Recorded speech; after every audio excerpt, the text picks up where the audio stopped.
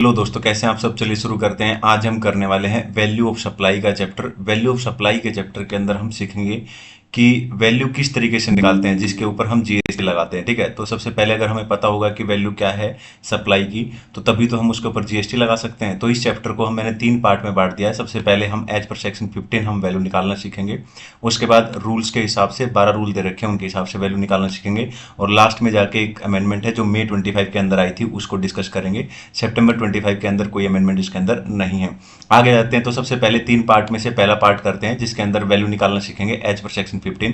तो 15(1) और 15(2) को ऐड कर देंगे, माइनस कर देंगे 15(3). तो 15(1) के अंदर क्या बोला हुआ है, ठीक है ना, कि ट्रांजेक्शन वैल्यू ले लो, ठीक है ना। ट्रांजेक्शन वैल्यू के अंदर फिर 15(2) के अंदर जो है वो ऐड कर देंगे और माइनस कर देंगे डिस्काउंट। आइए एक एक करके सीखते हैं। तो 15(1) के अंदर बोल रखा है कि वैल्यू का मतलब है ट्रांजेक्शन वैल्यू। ट्रांजेक्शन वैल्यू का मतलब होता है, ठीक है ना, कि जो ट्रांजेक्शन हो रखी है वो जो सप्लायर और रिसिपेंट है वो रिलेटेड नहीं है, और price is the sole consideration. Price क्या है, सोल कंसिडरेशन, ठीक है। और अगर नॉट रिलेटेड है, ठीक है ना, तो फिर वैल्यू निकालेंगे एज पर सेक्शन 15, ठीक है ना। अदरवाइज अगर रिलेटेड है तो फिर रूल्स के हिसाब से वैल्यू निकालेंगे। ये यहाँ पर बोल रखा है। अब यहाँ पर ये भी दे रखा है एक नोट के अंदर कि रिलेटेड पर्सन से क्या मतलब होता है। तो रिलेटेड पर्सन के बारे में थोड़ा बहुत बता रखा है, इसको ध्यान रखोगे तो भी ठीक है, अदरवाइज कोई दिक्कत नहीं है। Price is the sole consideration, ऊपर हमने एक वर्ड पढ़ा है, उसका मतलब होता है प्राइस एक्चुअली पेड और पेबल। जो एक्चुअल में प्राइस पे किया गया है या पेबल है उसको हम क्या बोलते हैं, price is the sole consideration, ठीक है। मैंने यहाँ पर एक ऐसे का एग्जांपल भी दे रखा है, आप इसको रीड कर सकते हैं। उसके बाद आता था 15(1) के अंदर 15(2) ऐड करते हैं। इसका मतलब ये 6 आइटम इसके अंदर जोड़ देंगे जब हम वैल्यू निकालेंगे। किसी भी तरीके का टैक्स आपको दिखता है तो वो ऐड कर देंगे, लेकिन जीएसटी और जीएसटी कंपनसेशन को छोड़कर। म्युनिसिपल टैक्स को भी ऐड कर देते हैं, लेकिन टीसीएस को इंक्लूड नहीं करते हैं जब हम वैल्यू निकालते हैं। दूसरी चीज है, अगर रिसिपेंट ने थर्ड पार्टी को पेमेंट किया है, ठीक है, सप्लायर के बिहाफ पर, तो उसको भी वैल्यू के अंदर इंक्लूड किया जाता है। इसके अलावा इंसिडेंटल एक्सपेंसेस हैं, जैसे कि कमीशन है, पैकिंग चार्जेज है, इंस्पेक्शन चार्जेज है, सर्टिफिकेशन चार्जेज है, इंस्टॉलेशन चार्जेज है, टेस्टिंग चार्जेज, डिजाइन चार्जेज, ये सारे के सारे खर्चे भी वैल्यू के अंदर इंक्लूड किए जाते हैं, ठीक है ना। और यहाँ पर एनीथिंग, ठीक है ना, any amount charge for anything done by supplier in respect of supply of goods and services at the time. तो ये भी बोल रखा है कि अगर सप्लायर अगर कुछ भी करता है, ठीक है ना, ओके, सप्लाई के रिगार्डिंग, तो उसके रिगार्डिंग जो भी खर्चा होता है वो भी वैल्यू के अंदर इंक्लूड किया जाता है, अगर वो रिकवर किया जाता है किससे, रिसिपेंट से।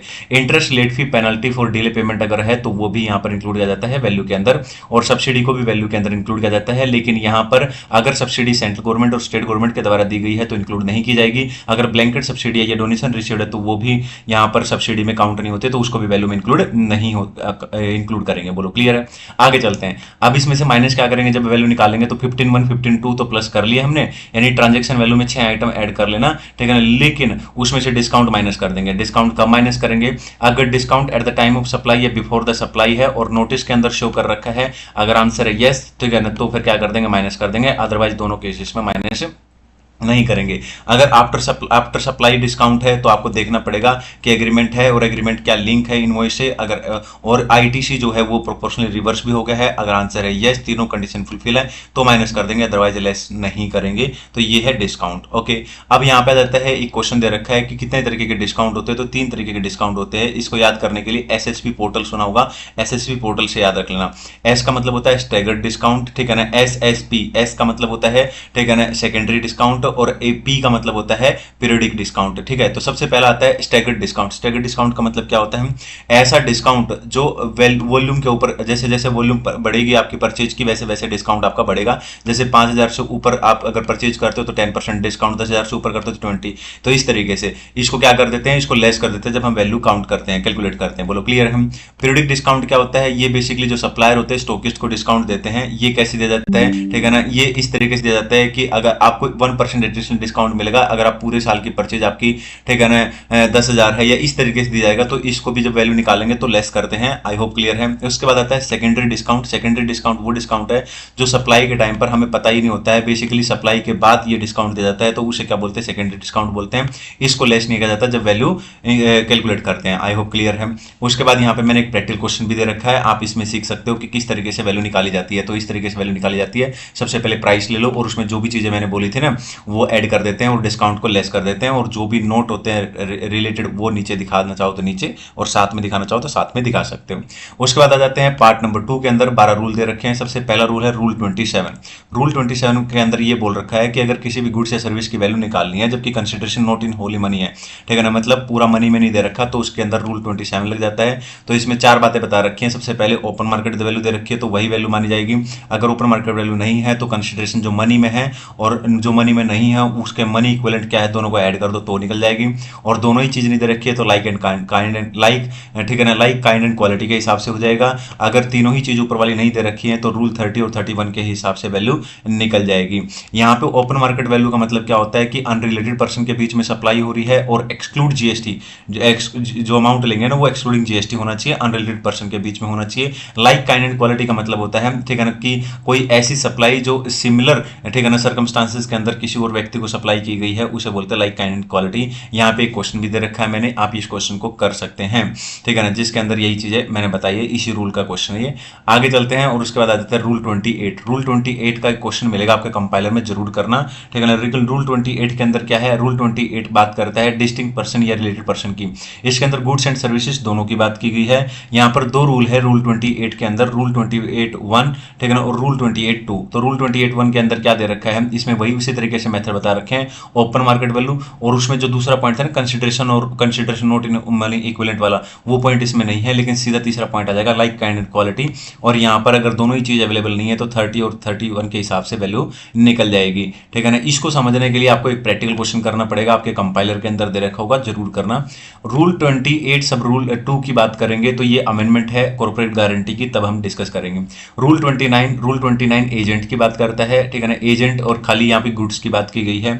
तो इसके अंदर क्या होता है, इसके अंदर कैसे निकालते हैं, तो सबसे पहले आपको ओपन मार्केट वैल्यू दे रखी होगी, उसके बाद जो लाइक काइंड एंड क्वालिटी है उसका 90% कर दो। सप्लायर का ऑप्शन है, सप्लायर को चूज करना है कि कौन सा ठीक रहेगा। अगर ऊपर वाला सिलेक्ट नहीं करता है तो रूल 31 और 30 और 31 के हिसाब से भी वैल्यू निकाल सकते हैं। जैसे ये एग्जांपल दे रखा है, इस एग्जांपल में क्या बता रखा है कि आपको वैल्यू निकालनी है, ठीक है, वैल्यू निकालनी है, और क्वेश्चन के अंदर ओपन मार्केट वैल्यू क्वेश्चन में दे रखा है, ठीक है, लाइक काइंड एंड क्वालिटी की वैल्यू दे रखी है 1000, उसका 90% कर दो 900, ठीक है ना। तो अब सप्लायर का ऑप्शन है कि कौन सा इसमें से सिलेक्ट करेगा, बोलो क्लियर है, जो उसके लिए मोर बेनिफिशियल होगा वही वो सिलेक्ट करेगा।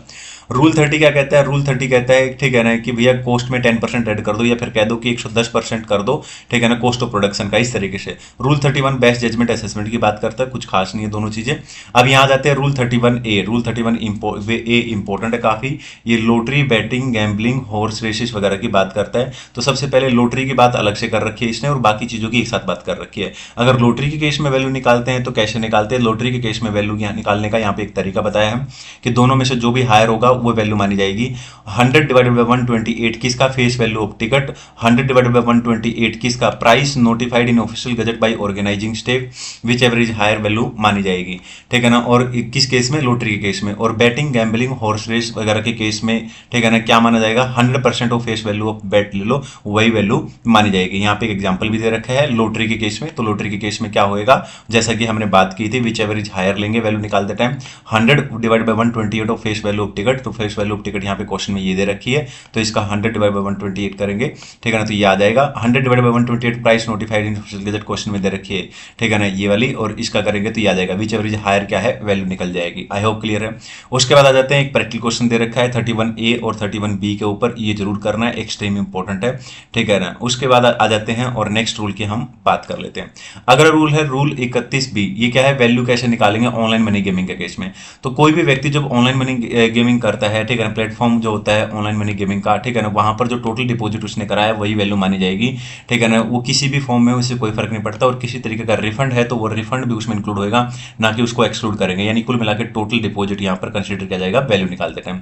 आगे आ जाते हैं, पॉइंट नंबर 9 के अंदर बता रखा है रूल 32। रूल 32 के अंदर ये 5 क्वेश्चन है जो आपको पता होना चाहिए, एक्सट्रीम इंपॉर्टेंट होता है रूल 32। और अब की बार सितंबर 25 के अंदर ये वाला आ सकता है, मनी चेंजिंग। मनी चेंजिंग में 2 मेथड होते हैं, रूल 32 सब रूल 2A, ठीक है ना, और B। तो A के अंदर क्या कहता है कि अगर where one currency is Indian rupees, तो इस केस में आपको देखना पड़ेगा कि क्या आरबीआई रेफरेंस रेट दे रखा है या नहीं दे रखा। अगर आरबीआई रेफरेंस दे रखा है तो आरबीआई रेफरेंस रेट में से जो भी रेट दे रखा है बाइंग या सेलिंग का, वो माइनस करके मल्टीप्लाई कर देंगे जो भी करेंसी दे रखी होगी, ठीक है। ओके। और आरबीआई रेफरेंस रेट अगर अवेलेबल नहीं है तो पहले क्या करेंगे, ग्रोस अमाउंट निकाल लेंगे इंडियन करेंसी में और उसका 1% ले लेंगे, वही वैल्यू हो जाएगी। और अगर दोनों ही करेंसी क्या है इंडियन रुपीज में नहीं दे रखी है, we are neither of the currency in Indian rupees, तो दोनों ही करेंसी को पहले इंडियन रुपीज में कन्वर्ट करेंगे, विच एवरेज लोअर होगा वो ले लेंगे और उसका 1% कर देंगे, वो वैल्यू हमारी निकल जाएगी। रूल 32 सब रूल 2B क्या बोलता है, इसके अंदर क्या होता है, पहले आपको वैल्यू निकालनी पड़ती है, वैल्यू निकालने के बाद आपको अमाउंट चेक करना पड़ता है। अगर 1 लाख रुपीज तक है तो उसका 1% कर दो 1000 और 250 रुपए विच एवरेज हायर वैल्यू हो जाएगी।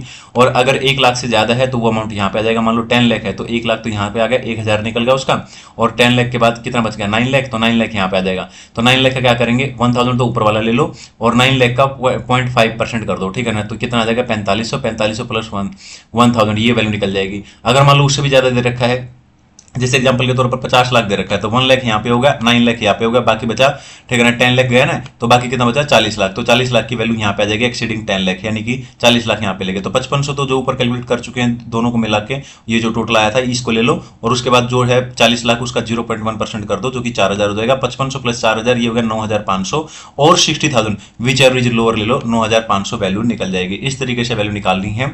ज्यादा समझने के लिए ये क्वेश्चन जरूर कर लेना, एक्सट्रीम इंपॉर्टेंट क्वेश्चन जो कि मैंने यहाँ पे दे रखा है। अगर एयर ट्रेवल एजेंट का केस है तो रूल 32 सब रूल 3 के हिसाब से एयर ट्रेवल के केस में क्या है, आपको ट्रेवल चेक करना पड़ेगा कि डोमेस्टिक एयर ट्रेवल है या इंटरनेशनल है। अगर डोमेस्टिक है तो 5% ऑफ बेसिक फेयर होगा और इंटरनेशनल तो 10% ऑफ बेसिक फेयर होगा। बेसिक फेयर आपको क्वेश्चन में दे रखा होगा, जैसे ये क्वेश्चन दे रखा है इसमें बेसिक फेयर दे रखा है, बाकी चीजें छोड़ देना। तो ये डोमेस्टिक है तो 5% हो जाएगा इसका, इंटरनेशनल है तो 10% हो जाएगा, सीधी सी बात है, ठीक है ना। तो सीधा आंसर हो जाएगा, दोनों का टोटल करके ये वैल्यू निकल जाएगी, टोटल वैल्यू। बोलो क्लियर है। आगे चलते हैं, लाइफ इंश्योरेंस बिजनेस, ये भी सितंबर 25 के लिए एक्सट्रीम इंपॉर्टेंट क्वेश्चन है। लाइफ इंश्योरेंस बिजनेस इस बात पे डिपेंड करता है कि पॉलिसी की नेचर क्या होती है। 4 तरीके की पॉलिसी यहाँ पे बताई गई है। पॉलिसी विद ड्यूअल बेनिफिट है, यानी रिस्क और इन्वेस्टमेंट दोनों ही चीजें हैं, तो उसके अंदर ग्रोस प्रीमियम देख लो, ग्रोस प्रीमियम में से इन्वेस्टमेंट वाला अमाउंट माइनस कर दो, ठीक है ना। और अगर सिंगल प्रीमियम पॉलिसी है तो जो भी सिंगल प्रीमियम अमाउंट है उसका 10% कर दो, वो वैल्यू निकल जाएगा। और अदर केसेस में अगर नई पॉलिसी है तो 25% कर दो फर्स्ट ईयर के केस में, और उसके बाद सब्सिक्वेंट ईयर के केस में 12.5% कर दो, जो भी वैल्यू दे रखी है प्रीमियम की उसका। और खाली अगर ये लिख रखा है policy with only risk cover, तो उसका एंटायर प्रीमियम ही क्या माना जाएगा, वैल्यू माना जाएगा। जैसे कि इस क्वेश्चन के अंदर दे रखा है, इस क्वेश्चन में अगर आप देखोगे तो 4-5 चीजें दे रखी है, जैसे premium for only risk cover, तो इसके अंदर तो 100% लेते थे, यानी पूरा का पूरा प्रीमियम ले लेते थे, तो ये वैल्यू में इंक्लूड हो जाएगा। न्यू पॉलिसी के केस में 25% होता था तो 25% ले लेंगे, ये आ जाएगा, ठीक है ना। रिन्यूअल के केस में 12.5% लेते थे, इसका 12.5% ये आ जाएगा। सिंगल के केस में 10% लेते थे तो 10% ले लेंगे, ये आ जाएगा, ये आ जाएगी आपकी वैल्यू। हालांकि इसकी प्रेजेंटेशन किस तरीके से होगी, ये होगी, पहले आपको प्रोविजन लिखना पड़ेगा, बाद में इसकी इस तरीके से प्रेजेंटेशन देनी पड़ेगी। मार्जिन स्कीम का पॉइंट इतना ज्यादा इंपॉर्टेंट नहीं है, आप एक बार इसको चाहो तो रीड कर सकते हो, बाकी इसको छोड़ना चाहो तो छोड़ सकते हो, कोई दिक्कत इसमें है नहीं। आगे चलते हैं, एक कूपन से रिलेटेड एक पॉइंट दे रखा है, कूपन से रिलेटेड एक नोटिफिकेशन है, नहीं वो चाहो तो आप वो देख सकते हो, ठीक है ना। हालांकि कूपन के बारे में कुछ है नहीं ऐसा, जो भी मनी इक्विवेलेंट होती है, ठीक है ना, मनी के इक्वल उतना ही होगा, मतलब जितना का कूपन होगा, ठीक है ना, और जाके आप जब कूपन का मनी के इक्वल वैल्यू निकलती है तो वही उसका वैल्यू निकल जाती है, कुछ खास नहीं, इसको छोड़ सकते हो। आगे चलते हैं, ये क्वेश्चन काफी इंपॉर्टेंट है सितंबर 25 के लिए, प्योर एजेंट का केस में। प्योर एजेंट के केस में रूल 33 क्या कहता है, प्योर एजेंट के बारे में बता रहा है। प्योर एजेंट क्या होता है कि बेसिकली क्या होता है, सप्लायर और रिसिपेंट होता है। तो सप्लायर क्या करता है, जो मेन सप्लाई कर रहा है वो तो कर ही रहा है, लेकिन रिसिपेंट के कहने पर वो कोई दूसरी सप्लाई भी कर रहा है उसके बिहाफ पर, ठीक है ना। तो उसके लिए जो खर्चा कर रहा है वो बेसिकली क्या है, उस टाइम पर एज ए प्योर एजेंट काम कर रहा होता है, यानी कि मेन सप्लाई जो होती है उसको में तो प्रिंसिपल टू प्रिंसिपल काम कर रहा है, और जो एंसिलरी सर्विस दे रहा है उसमें प्योर एजेंट के बेसिस पे काम कर रहा है। वो जो खर्चे होते हैं वो कभी भी ऐड नहीं होते वैल्यू निकालते टाइम, यही यहाँ पर बता रखा है। आगे चलते हैं, प्योर एजेंट के बेसिस में कुछ और पॉइंट है जो आपको क्वेश्चन के अंदर लिखने होते हैं। A pure agent does not use goods और services so procured for his own interest, मतलब एक प्योर एजेंट जब जो गुड्स और सर्विसेज, ठीक है ना, परचेज करता है उसके बिहाफ पर, ठीक है ना, तो वो गुड्स और सर्विसेज वो है अपने लिए यूज नहीं कर सकता है। और प्योर एजेंट जो होता है वो रिसीव करता है एक्चुअल अमाउंट ऑफ सर्विस जो उसने प्रोवाइड की उससे ज्यादा नहीं करता है, अदरवाइज प्योर एजेंट नहीं माना जाएगा। इसके अलावा कुछ कंडीशंस हैं, 4 कंडीशंस ये हैं जो प्योर एजेंट को फुलफिल करनी होती है, और 4 कंडीशन ये हैं जो प्योर एजेंट तभी माना जाएगा जब ये 4 कंडीशन फुलफिल हो गए। तो ये 8 कंडीशन भी आपको प्रैक्टिकल क्वेश्चन में लिखनी पड़ेगी, ठीक है ना। ओके, रूल इसका एक क्वेश्चन दे रखा होगा रूल 33 का, जरूर कर लेना कंपाइलर के अंदर। रूल 34 कुछ नहीं है, इसको चाहो तो छोड़ दो। रूल 35 भी कुछ नहीं है, इसको चाहो तो छोड़ दो, इसमें कुछ भी ऐसा नहीं है, ठीक है ना। ऐसी छोटी मोटी बातें तो प्रैक्टिकल क्वेश्चन के अंदर ही हो जाती हैं, ये सब इतना कुछ भी खास नहीं है। अब आ जाते हैं सीधा अमेंडमेंट के ऊपर। तो अमेंडमेंट दे रखी है वैल्यू ऑफ सप्लाई, जो कि मई 25 की अमेंडमेंट है, ठीक है। रूल 28 सब रूल 2 के हिसाब से अगर वैल्यू निकालें तो किस तरीके से निकालेंगे कॉर्पोरेट गारंटी के केस में, ठीक है ना। तो इसमें क्या बोल रखा है, अगर आप देखोगे कॉर्पोरेट गारंटी के केस में, ठीक है ना, तो यहाँ पे बोल रखा है इसने कि कॉर्पोरेट गारंटी के केस में किस तरीके से वैल्यू निकलेंगे। तो यहाँ पर रूल 28 सब रूल 2 की बात की गई है, जो कि रूल 28 किसकी बात करता था, रिलेटेड पर्सन और डिस्टिंक्ट पर्सन की बात करता था। इसको समझने के लिए यहाँ पर एक एग्जाम्पल दे रखा है, इसे समझेंगे। मान लो एक सप्लायर है फॉरेन कंट्री के अंदर, यूके के अंदर ब्रो लिमिटेड, और इंडिया के अंदर एक रिसिपेंट है ब्री लिमिटेड। तो ये क्या है, ये जो ब्री लिमिटेड है ना, ठीक है ना, ये इंडिया के बैंक से क्या करता है, लोन लेता है 500 करोड़ का, और ये इसको गारंटी दे देता है 500 करोड़ की। लेकिन गारंटी देने के लिए ये कह रहा है कि मैं तुमसे 10 करोड़ चार्ज करूंगा, ठीक है ना, एक्चुअल कंसिडरेशन मतलब गारंटी देने के लिए। तो उस केस में अगर हमें वैल्यू निकालना है तो कैसे निकालेंगे, तो वैल्यू कैसे निकालते हैं, 1% ऑफ अमाउंट ऑफ गारंटी। तो गारंटी कितनी है, 500 करोड़, 500 करोड़ का 1% कितना हो जाएगा, 5 करोड़, ठीक है ना। और एक्चुअल कंसिडरेशन यानी कितने चार्ज कर रहा है वो 10 करोड़, विच एवरेज हायर, तो 10 करोड़ यहाँ पे अमाउंट हो जाएगा, 5 करोड़ और 10 करोड़। बोलो क्लियर है। और ये 1% का अमाउंट क्या है, पर एनम बेसिस पे है। आगे चलते हैं, कॉर्पोरेट गारंटी के केस में और भी कुछ इशू आए तो उन इशू के बारे में यहाँ पे डिस्कस किया गया है। सबसे पहला इशू है लोन ओनली पार्टली अवेल्ड और नॉट अवेल्ड एट ऑल। इसका क्या मतलब होता है, आइए इसको एग्जांपल समझते हैं। मान लो ब्री लिमिटेड जो कि फॉरेन कंट्री के अंदर सप्लायर है हमारा, इंडिया के अंदर ब्री लिमिटेड जो कि लोकेटेड इन इंडिया है, रिसिपेंट है, वो इंडिया के बैंक से 300 करोड़ का लोन ले रहा है। गारंटी जो दे रहा है वो ज्यादा की गारंटी अमाउंट दे रहा है 400 करोड़। तो उस केस में वैल्यू क्या निकालते टाइम क्या वैल्यू लेंगे, तो 1% अमाउंट ऑफ गारंटी लेते हैं, यानी 400 करोड़ का लेते हैं। ये बात इसने बोल रखी है और कुछ भी इसके अंदर नहीं है।